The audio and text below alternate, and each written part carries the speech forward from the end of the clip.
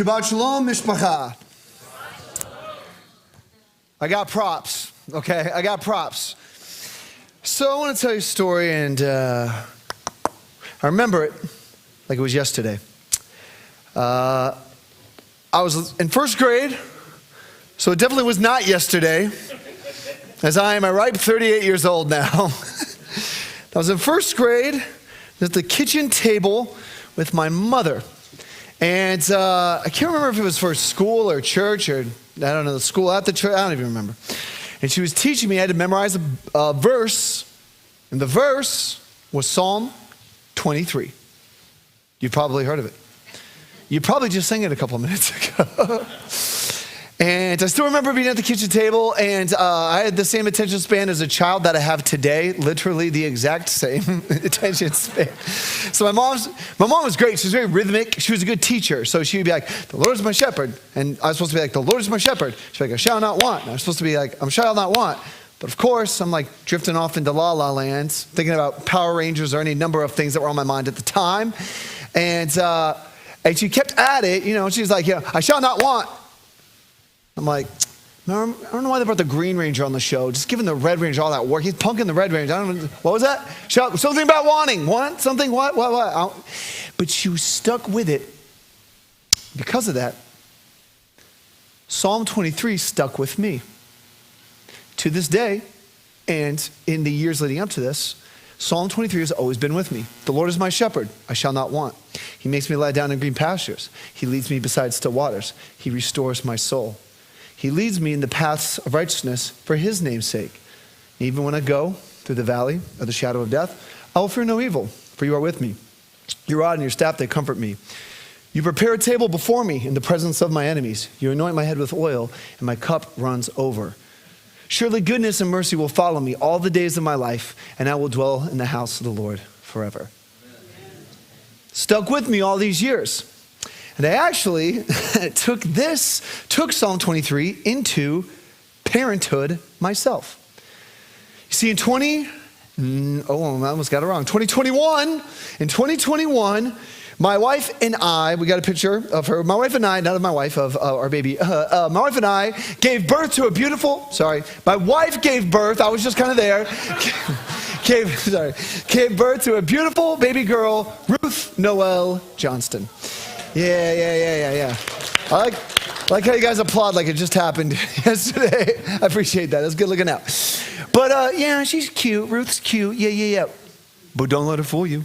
This child, I'm telling you, from day one, this child was a wild sleeper. This child would not sleep. She would go from this during the daytime, oh, you're so cute, let's take pictures and post them, to this at night. Next picture. Ugh.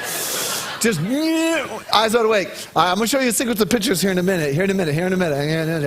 So she would, I'm telling you, I would be working, kind of concurrent with this time, I was writing this curriculum that we teach at the church I'm a pastor at, and I'd be up to like 1 a.m. just assiduously working.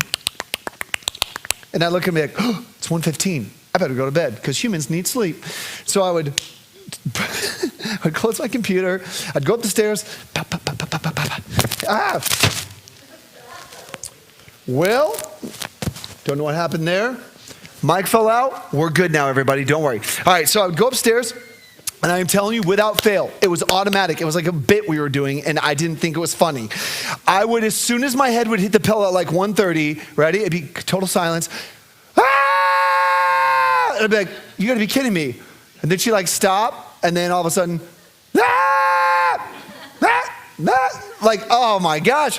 So I would go into a room, I'd go down the hall, and you know there's that like stupor whenever you're sleep deprived. I call it sleep deprivation stupor, where you're like, where am I going? It's this way. No, not going this way. That's the wrong room. And so I would go to her room, and I'd grab her, I'd hold her, and I'd start bouncing her, and she says, ah, the whole time, right? And Ruth, sometimes she stopped crying, and you see a sweet picture like this. And so I remember I was up late one night. If we go to the next picture, ready for the sequence? I'm gonna hit you with a sequence, right? Oh, it's cute. I'm up with her at night. But watch her face. Let's get a zoom in, and a zoom in, and a zoom in. This child is ready for chaos. And she would start screaming again. Ah! Ah! And shh, shh, shh. And I'm a first-time dad. I don't know what I'm doing. And I felt like every time I was holding her, I'd finally, she'd start falling asleep. And I'd feel like I was holding a grenade with the pin pulled. And I'm just like, okay. Because the slightest sneeze or motion, just, ah! She'd be right back at it. And so in the deep dark of her room, while she was scared, petrified and screaming, I would hold her close. I would rub her little head. I needed something to do. Do you know what came to me in that moment? You know what I reached down in my bag for and was there? Psalm 23. So in the deep dark of her room, as I held her close, I would recite Psalm 23 over her. The Lord is my shepherd, I shall not want. He makes me lie down in green pastures. You hear the lie down part? Yep, you should lie down. He resides the waters. He restores my soul. I need him to restore my rest. And wouldn't you know, every so often, it would work. And so I would do that thing. Every parent who's ever parented and parenting knows when you lay down a sleeping child, you try to do the thing that's the equivalent of like a waiter or waitress pulling the cloth off the table without the stuff coming off. So you lay her down and you pull your arm out and I make my way back down. And she would rest and the Lord would restore her soul. And then I go back to lay my head on the pillow. She'd be up again. We start the whole routine over. But we made a whole cycle of it and it would work. Well, called a year and a half later, we moved to a new house, and she is going to move into a big girl bedroom upstairs. And so we let her down in a big girl bed. I laid her down in a big girl bed. We're like, all right, we're going to be a big girl. We're going to turn off the lights. We're going to be brave. We're going to be fine. It's going to be great. All right. Then I'd go downstairs. All right, here we go. And I'm trying to catch up with my wife. We're chilling, watching TV, laughing, regaling one another with our day. I'd hear that sound. Ah!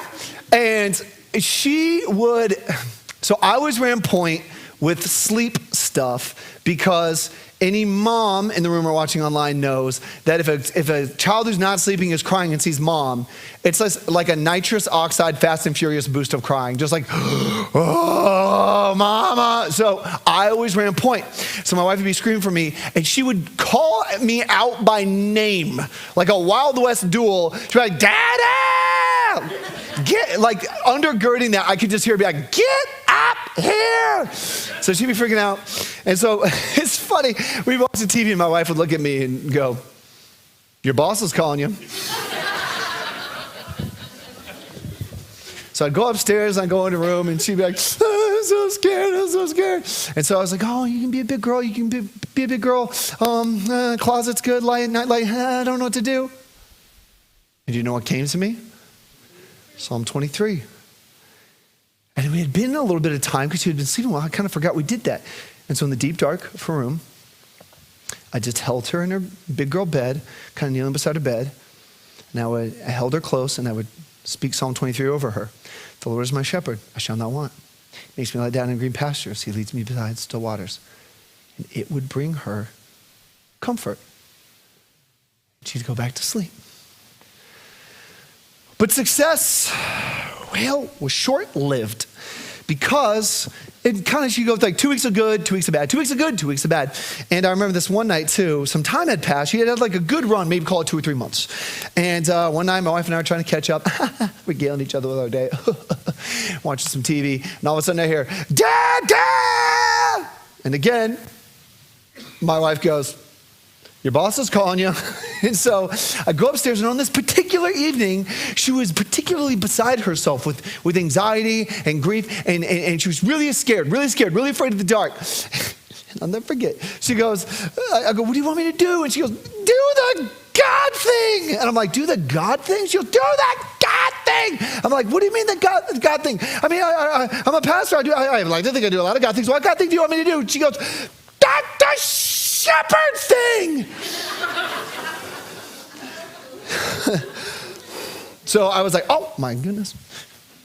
So in the deep dark of a room, I would hold Ruth close, and I would rub her little head, and I recited Psalm 23 over her. The Lord is my shepherd, I shall not want.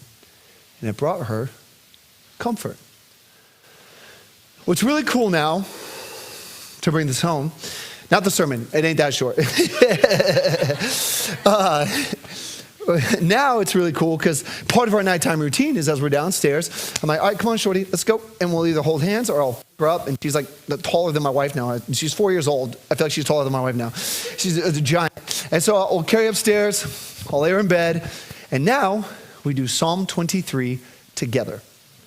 It's part of our routine. And I actually wanted to record it. And I told her it was from Mama because I don't want a church or congregation to be performative for her. So, but this is video footage of Ruth doing Psalm 23. Shall not. What? He makes me lie down in Green pastures. He leads me beside. Still waters. He restores. My soul. He leads me. In the path for his name's sake. Right, since for his name's sake. Yeah. Even though I walk. For the valley of the shadow of death, I feel no evil. For you are with me. Thanks. Your Rod and your staff, they comfort me. You Prepare table before me and my enemies. You Want my head on the company's over.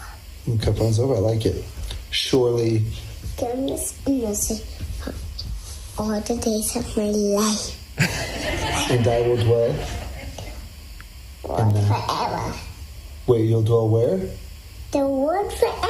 You'll dwell in the Lord forever. Well, yeah, but like the house of the Lord forever. Oh, the house of the Lord. How long? 5 years. 5 years? You gotta go longer than that. Forever. What? Forever? That's like 14 years. Forever? You would have Forever is 14 years. Love you, Mom.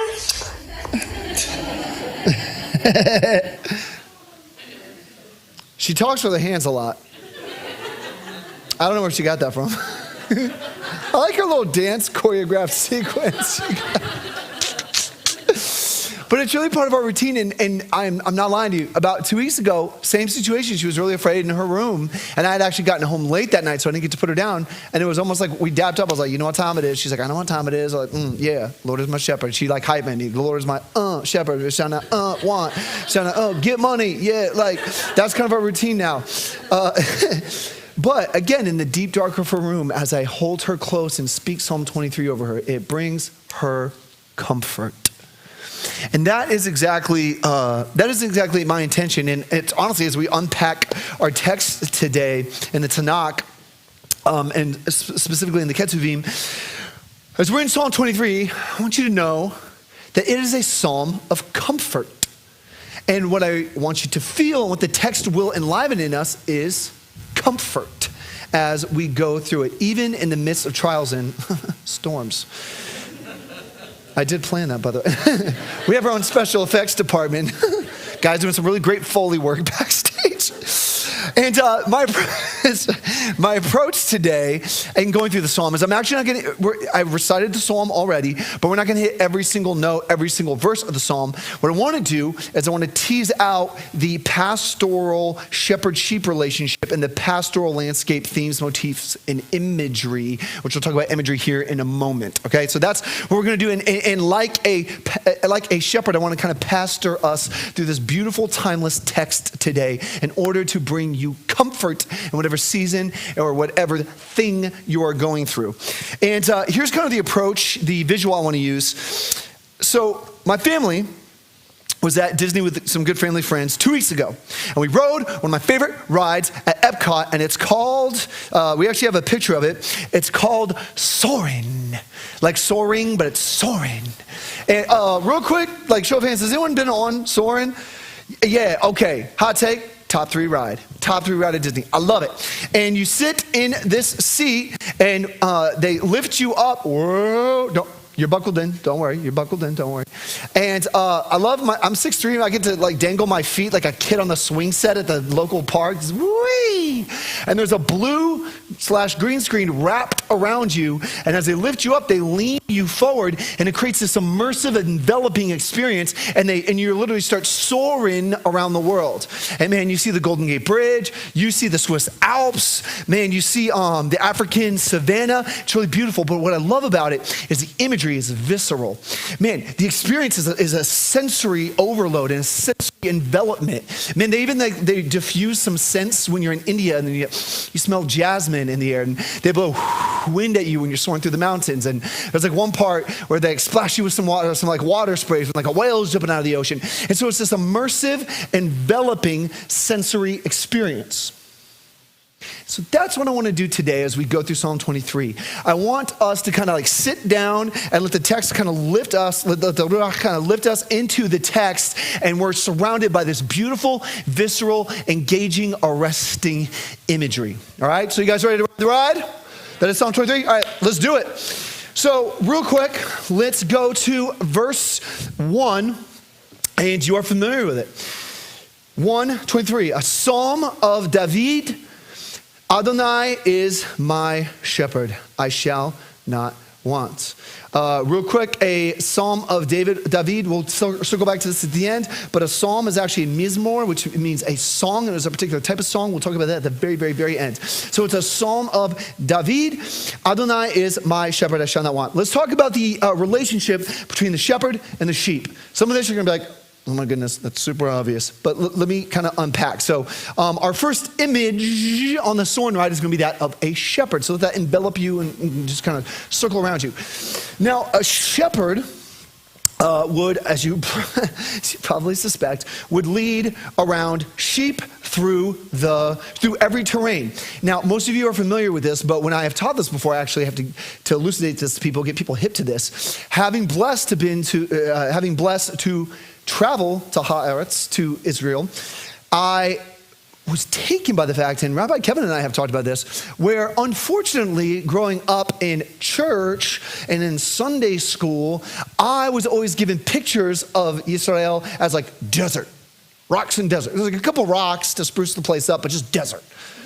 I was bemused when I was there. I was befuddled at how beautiful Israel is. And I was kind of blown away by the rich diversity of landscape. So you'll see like almost what look like the Great Plains, like these just fields, and they got like weed just blowing in the wind back and forth just beautifully. There's some poetry in motion. But then you get these green rolling hills and pastures, and then those hills even sometimes come up into green mountains. But then there's the topography kind of switches, and there's kind of some rocky mountains, and then there's some like low rocky valleys, and then there's like these winding paths with a really rocky soil and bumpy and tight leading through those. And then there's lots of bodies, there's lots of water. And again, I was like kind of blown away by that. And so there's probably like some wet terrain and can get muddy. And then yes, there is sprawling desert. But there's this rich diversity of landscape, this generous topography in the lands, in Israel. And so we have to see that the shepherd, like don't forget the contextual setting. The shepherd leads the sheep through every single type of terrain, from the green pastures all the way through the long desert, or desert strips, little strips of desert to get to one place to the other. And here, the shepherd would have to lead the sheep from one pasture to the next, okay? From one pasture to the next. And we'll talk about that. Now, real quick. Traditionally, when it came to the role of shepherd, they were shepherding sheep that were not their own traditionally. This is what scholars and historians attest to. Normally, it was the sheep of the family or the village, which those two things were often tied together, or they were the sheep of someone who was more wealthy. All right, so it's like, oh, let me watch your sheep. I'll lead them around with my rod and the staff. The rod and the staff for like leading and helping and also defense. So usually, typically, kind of stereotypically, the role of a shepherd has been presented as a lowly role. It wasn't prestigious, nor was it wealth accumulating necessarily. It was just kind of lowly. However, more recent scholarship has attested to the fact that shepherd, especially since this was written by Melech David, was often in the ancient Near East a political term used to describe a king. And so in this, a lot of people are now saying, wait a second. David is actually pointing to the Lord as both a humble, caregiving shepherd, but also a king leading the people. And so I think we should see both in this. And so what we see in Psalm 23 is the Lord portrayed, presented, and personified as the good shepherd king, the good shepherd king. We want to see both the care and love and also the kingship of the Lord in the leading thereof. And so that's kind of the shepherd relationship. So that's on like this side of the coin. So let's go on the other side of the relationship and talk about the sheep. And real quick, there's a couple of pictures I was trying to go through. This one scared me. Like I didn't want to run into those sheep in a back alley. Okay. Then I found this one and it seemed banal, but then I realized in putting these together, I'm a little afraid of sheep. Not gonna lie. These eyes are creeping me out, man. Then I found this picture and I just laughed because someone told me they cloned a sheep. I'm sorry. All sheep looked cloned, okay? They all look the same. But then I settled on this one. I feel like this paints the picture. There we go. That's on our soaring ride. That's what's wrapping around us, is these sheep. All right, bada bing, bada boom. So these sheep, 3 things to know about dear sheep. One, like me in high school, they're not very intelligent. 2, like me before a smartphone, they usually get lost. And 3, like me trying to work with power tools, they are not safe. So let's talk about the first one. So sheep are not intelligent. They are absolutely helpless, to be honest with you. They will hurt themselves. They will get hurt. They will not only fall into crags and ditches and crevices because of the diverse terrain, but they will willingly jump in. And if you don't believe me, there's actually video footage of this. Oh, what a good shepherd. Pull him out. Hey, good job. I'm out of here. Whee! I talked to someone who toured a sheep farm, and they said the shepherd/farmer said, during a rainstorm, sheep will look up at the rain, and the shepherd/farmer has to tilt their head down, or else they'll drown. In the rain. I was like, what? So sheep are not intelligent, and they cannot find their way around. In fact, if they're in a pasture, we'll talk about this here in just one moment, but they'll eat their supply, they'll eat the field, they'll eat the land, and then they'll just be like, meh, I don't know where to go. And so literally they're just like, well, I guess we're just going to die here. And they just will stay with no food, and they'll probably just die there, which is why they need the shepherd. Right here, come on, and lead them to another pasture, another green pasture, from one pasture to the next. And then sheep are not safe. And I want you to lock this in. Okay, so say they're going away from the pasture, and they're like on the way somewhere else. Often predators, oh my gosh, they were prime targets for predators. Call it wolves, call it bears, call it foxes. The sheep were an easy target. And often a predator, I want to show this word to you in Hebrew, we'll have it on the screen. A predator would, hear it, hold on to this, it's coming back, would radaf after a sheep, okay? Radaf means to pursue, to chase, or to hunt. So a predator would bare its fangs, it would smell the sheep, and then it would radaf and chase after and hunt the sheep, which is why they needed the good shepherd to defend the sheep with his rod and staff and give the predators that work and knock them out. This is what the good shepherd did. So we have the shepherd-sheep relationship, okay? Hopefully we're seeing it, we understand the dynamics. That will bring us into kind of the environmental setting, which we'll go to verse 2. He, the good shepherd king, makes me lie down in green pastures. All right, real quick, let's unpack pastures. I want to show you some pictures here. So here's next on our soaring ride. Let this like wrap around you like this giant green screen, right? We're in a pasture, this beautiful green grass. Now, when we see a green pasture, we just think, that's nice to look at. Or maybe some of you DIY people who love to, or like you lawn manicurists are like, you hear the Home Depot music in the background, like dum dum dum dum. And you're like, oh yeah, we need to cut that, maybe. But okay, but it's actually food. Oh, you jumped it, man, you jumped it. To a sheep, it's food. Okay, so they see like Chick-fil-A's, all right? By the way, where I grew up, there was one Chick-fil-A you had to drive 20 minutes to. You guys have one Chick-fil-A on every corner of existence in Atlanta, all right? Count your blessings. But when the sheep saw a green pasture, they saw food. They saw sustenance. They saw life and provision. This is what the sheep picture. We can go back to the regular picture. So this is what they would see. Now, I love the language here. Makes me lie down, okay? So it's ratzev in Hebrew, and it's a very specific, very calculated verb. It's not, when I first read makes me lie down, it's almost as if you picture the shepherd trying to lay down the sheep. Like, you know when someone's training their dog and they have to like hold the dog's tuchus down and be like, make, snowflake, make! You know, we picture like this forceful. Actually, that's not the verb, that's not what the verb indicates. It's a very precise shepherding term, and it's actually laying the sheep down softly like I did daughter Ruth.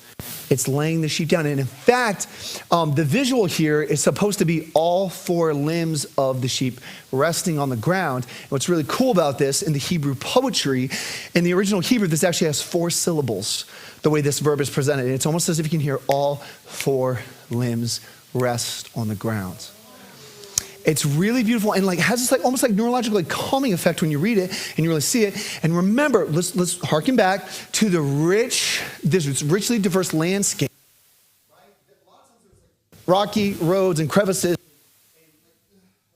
watery land or like mud. In the pasture, let's go to the green grass. Grass that's actually soft. We have a picture of this long green grass. So let that immerse you on our soaring ride. So we see the shepherd laying the sheep down on soft ground where they can find rest. So this is the pasture, and this is what we're supposed to feel. But then our next visual on our soaring ride is, we read this, he leads me beside still waters. And so we have a picture here on our soaring ride we're on. We have this picture of still waters. And in Hebrew, the word still can mean quiet, calm, or one commentary that said it's almost like the restful waters the psalmist is envisioning is reflecting the constitution and demeanor and affect of the psalmist, as the psalmist feels the restful waters as he is in relationship with the good shepherd king. And man, there is something I always say that science is trying to catch up to the scriptures. They have done neurobiological studies of people spending time in nature, right? And especially if you're like barefoot and you are grounding in like green fields and by quiet waters, they say it is neurologically soothing. Literally, like your vagus nerve and all these other nerves that innervate your muscles and your heart and all these, they actually will calm and almost reset when you're out in nature. And so as we're reading, as we're immersed in Psalm 23, it should have this like calming, almost like neurological effect on us as we're, those restful waters. We are to feel and experience those restful waters. But there's not just like a beauty and aesthetic and a feeling of the restful waters. The waters are actually sustenance as well. Out in nature or on a hike or something like that, when you see water, you're not trying to drink that water, right? Because you're like, I'm not trying to sign up to be on the toilet for 3 weeks, okay? I'm not trying to drink that water. Where the sheep, when they see water, they're like, you trying to get some of that water? We want some of that water. You trying to get us some of that water? So I want you to understand that there's a beauty, but there's also a sustenance, there's a provision to this. Now, that brings us to the line, and it could not be more beautiful, verse 3. I just want to talk about the first line. He restores my soul. Real quick, in the original Hebrew, this is beautiful. It actually reads, my life, he returns to me. My life, he returns to me. He returns and restores my life. And as we talked about, when they see a green pasture, that's food. Man, when they see quiet waters, that's drink, that's provision. So not only is the good shepherd king guiding, finding, and protecting, the good shepherd king is providing food and water and rest for the sheep. It's this beautiful imagery. And so let me real quick turn, before we get to the last section we're going to cover in the psalm, let me turn towards you guys. And I want to ask this question, okay? Kind of get into your thought life and affect. And in fact, you can almost like close your eyes when I ask you this question, okay? Let's go to the question. Who or what do you picture when you think about the Lord, okay? What do you picture? What do you picture? Because as I work in pastoral ministry, I hear a lot bit of stuff, to be honest with you. Man, sometimes I'm talking to people, and it's kind of wild, where I talk to them and I'm like, well, tell me what the Lord is like. And they're like, oh, okay, well, first of all, he's an old guy, okay? He's got like white hair, he's jacked, okay? Like CrossFit fit, okay? And he's got like a toga on, he's got like a lightning bolt in one hand, like a fireball in the next, and he's just waiting for people to mess up, and he gets really mad when you don't listen to him. He's whoosh, whoosh. And I'm like, we got a picture for this one. I'm like, I don't think that's the Lord. I think that's Zeus, homie. Like, that's from Greek mythology. I don't know why that's in your head, but that is not how the Lord is consistently presented throughout the scriptures. Likewise, you can go to the next one. Likewise, I'll talk to people, and when they talk about the Lord, it actually like seems like they're describing an impatient standard. We ain't going to that one yet. It seems like the Lord is a standoffish, impatient, hard to please father. You know, like the kind of father that's just like not really dialed in to the kids. And the kid, like your kid runs up, it's like, Dad, I made this. And it'll be like, I can tell. Jeez, well, let me fix this. Or like a kid's like, Dad, I got a B in art. And he's like, how'd you get a B in art? It's subjective. You should have gotten an A. Like just that kind of standoffish, impatient, or like, hey, stop doing that. Knock it off. What? Why can't you be more like your sibling? Why can't you stop doing, you're not doing enough? And that type of energy, I hear this talking to people often. But I also hear people describe the Lord almost as like this, like far off energy almost. Like the universe from New Age, or like Brahman from Hindu. And it's just, or like the Force from Star Wars or something. Just like God is out there somewhere uninvolved with my life.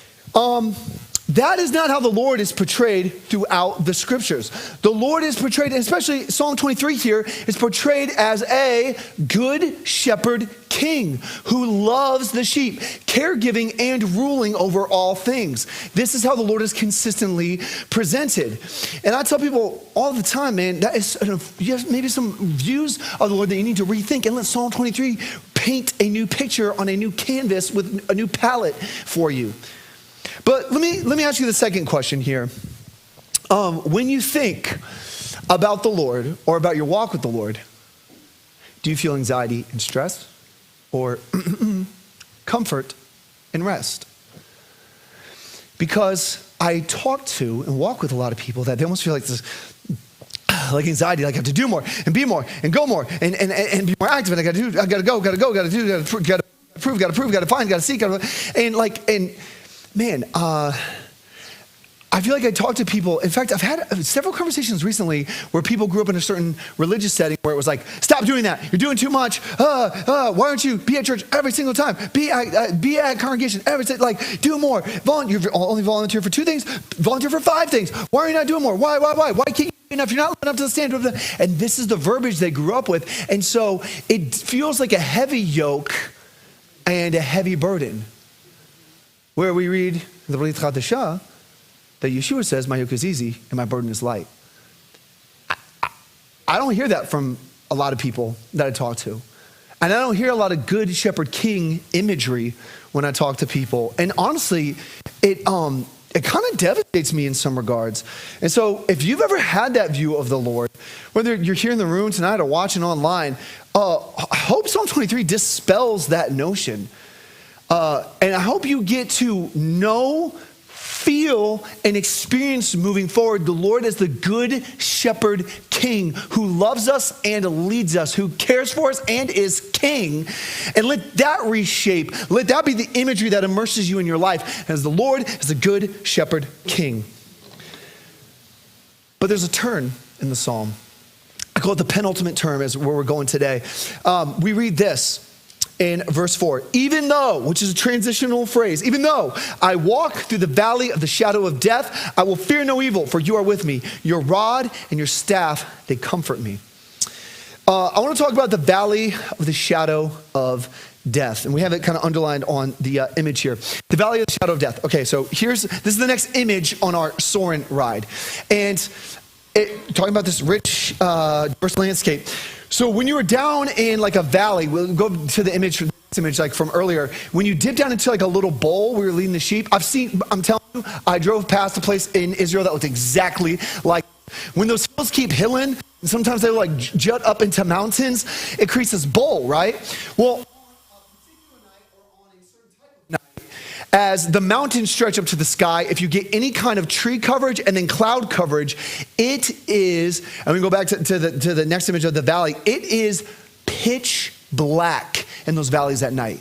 I'm talking about can't see your hand in front of your face. You see in the picture here, the bottom left, bottom right, you see the shadow that is cast?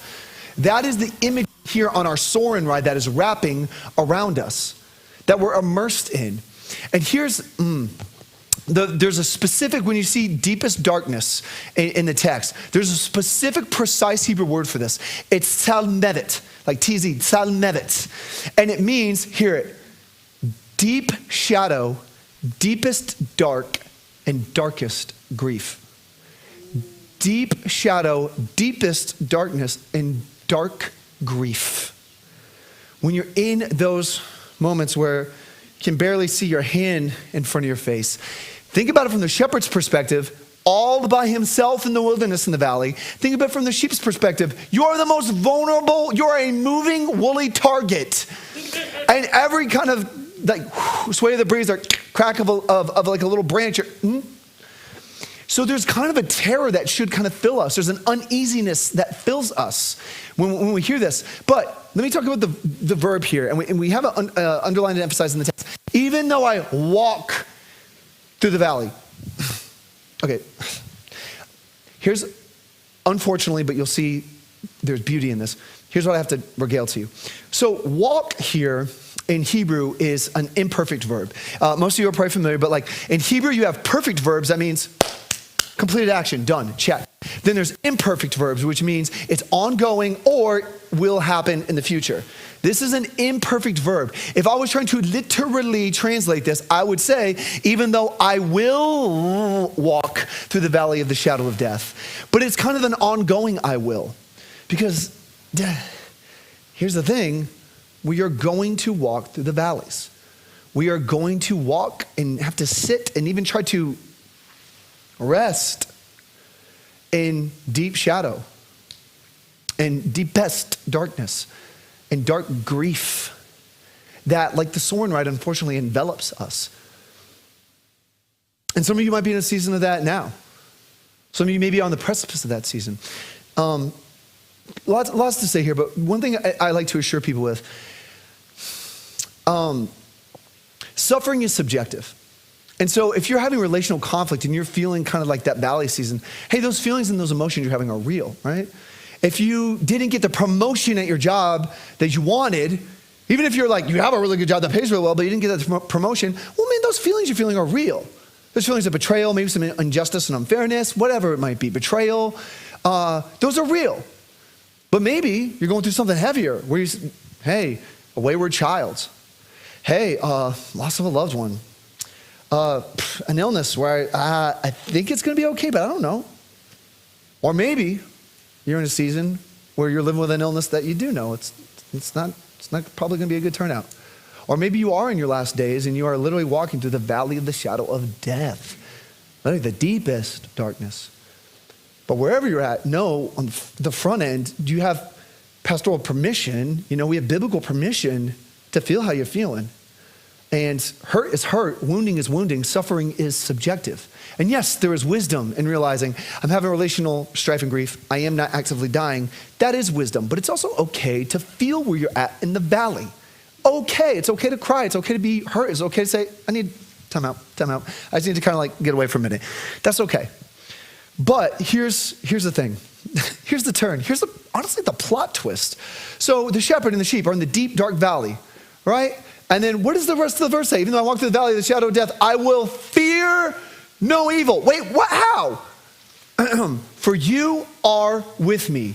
Your rod and staff, they comfort me. The rod is for protection. The staff is for lifting up, helping, delivering. I want to point something out about the pronoun here. It switches here to you. So if we go to, let's back out from the whole verse so far. So go to the next slide, if you don't mind. Look, so far in Psalm 23, it is he, his, he. You sound like an elf laughing. He, right? He. Then in the then in the valley, notice this is in this exact verse, at this exact moment, in the deep shadow, deepest darkness, and darkest grief, it goes from he, him, his, him to you. There is a closeness and an intimacy here. And in fact, what I have found is in the valley, there is a unique nearness in the valley. And I'm telling you, because I've experienced it, there is a comfort in the closeness. There is a deep comfort in the closeness. Notice the psalmist here is kind of walking out his journey where, yeah, I knew things about him, his, he, the good shepherd king. I know things about the good shepherd king, but man, maybe in this valley season, I don't see or feel them, but you are with me. There is this shift in the pronoun to you. There's this intimacy and closeness there. And I'm going to tell you, I've had to walk this out. And I had an experience with this recently. I've shared this before with the Mishpacha here, but I have lived with 15, almost coming up to 16 years of illness. Pretty bad illness, autoimmune, mostly undiagnosed. Stuff's gone haywire and then been fixed, and some things get really good, and then some things kind of like there's new challenges. And it's very difficult. It makes my life difficult. It makes things painful and honestly discouraging a lot. And I was at this conference a couple months ago with some people at the church I work at, and the band was singing this song. It's called Good Plans. And in this song, it's literally a quotation of Psalm 23. And the chorus goes, he has good plans. He has good plans for me. If I know my Father, I know my Father has good plans. And as I was singing it, I was like, oh, I like this song. I like this song. And like I'm nudging my buddies. I'm like, he has good plans. And then all of a sudden, I just start like, I was like getting that, I just gotta be honest. When I cry, it's ugly. Okay, like a neutron star collapsing into a black hole, my face concaves, and I felt it. I was like, oh no!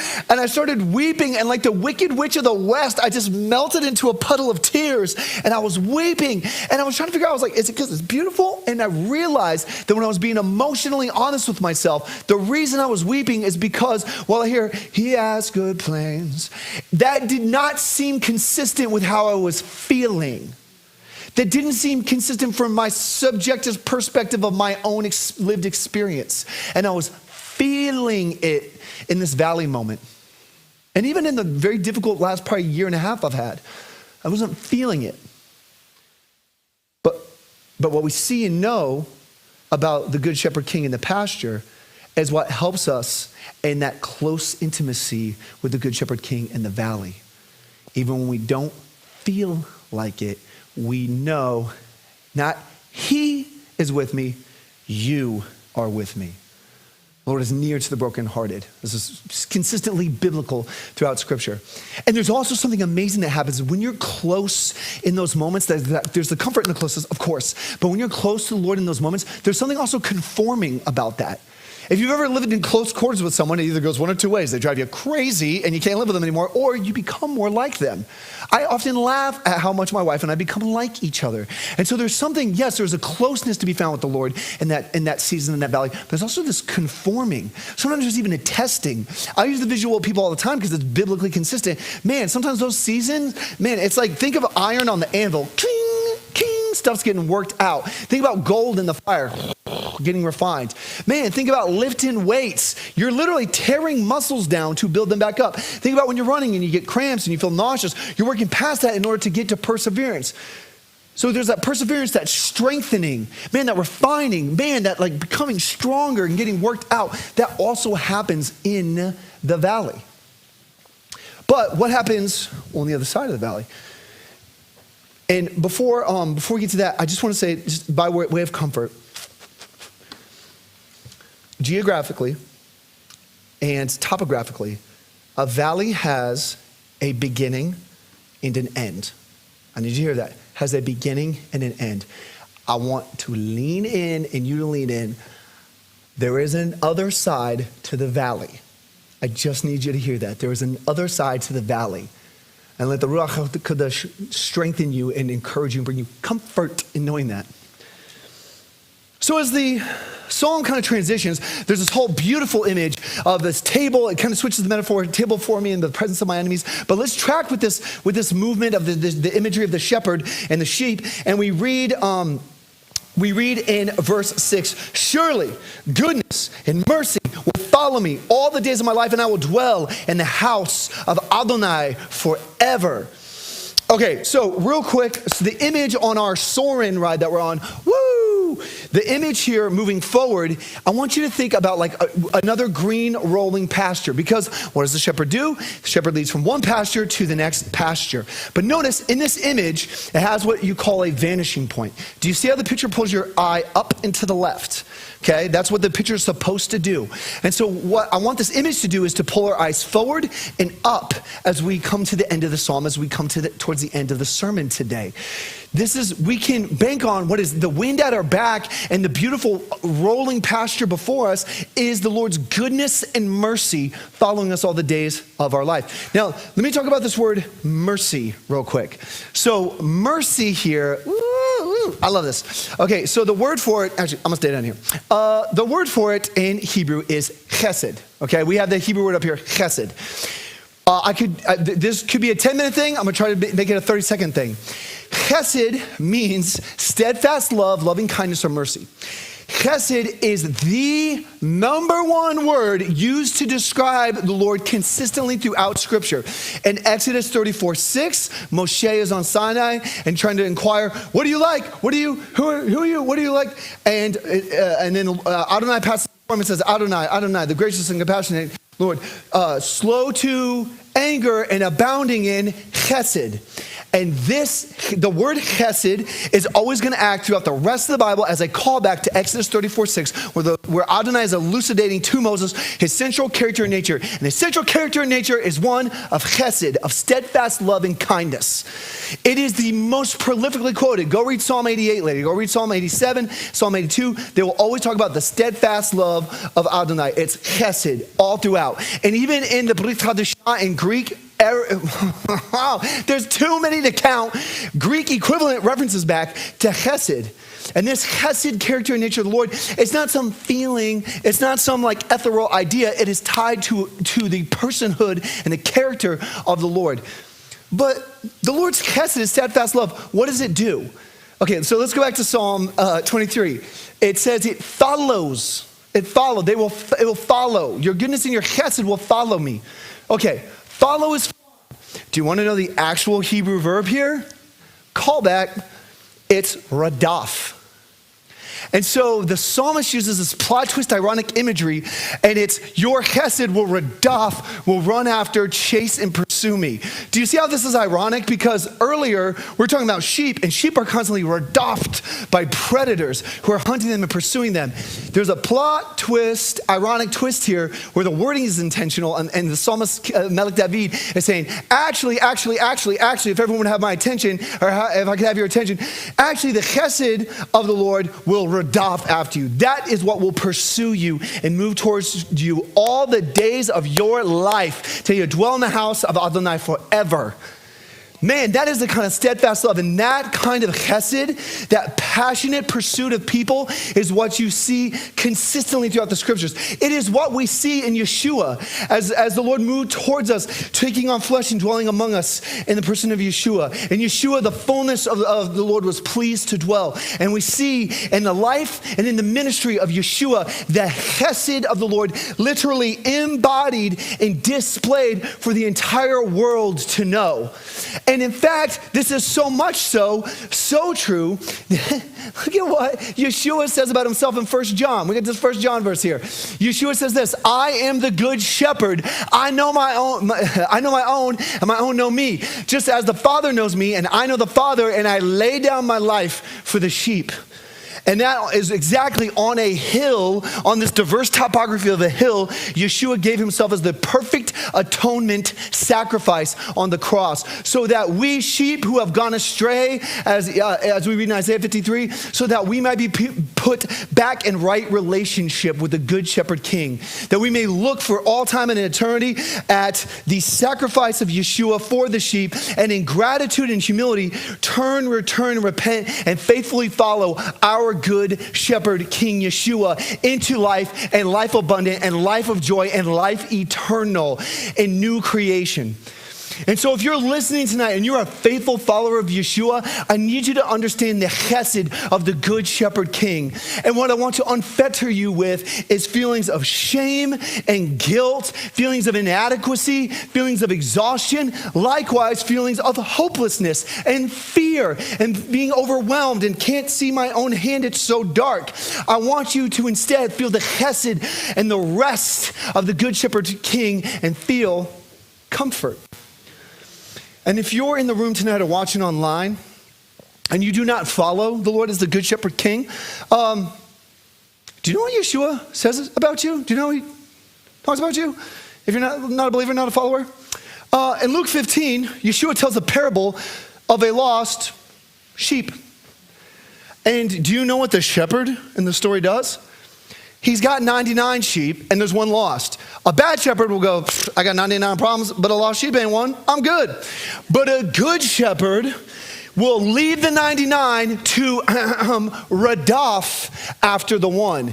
And he will scoop up the one and comfort and care and lead the one back to the fold. And so if you're not a follower of Yeshua, if you're not a believer, man, you might feel far off, but the Good Shepherd King knows exactly where you are. And you might be like, well, I'm lost. And be like, okay, yeah, maybe in terms of following Yeshua you are, but you're not lost geographically because the Lord sees you and knows where you're at. And it's my hope and prayer that you hear the swift steps of the Good Shepherd running after you to sweep you up in his chesed and return you to the fold, to belong.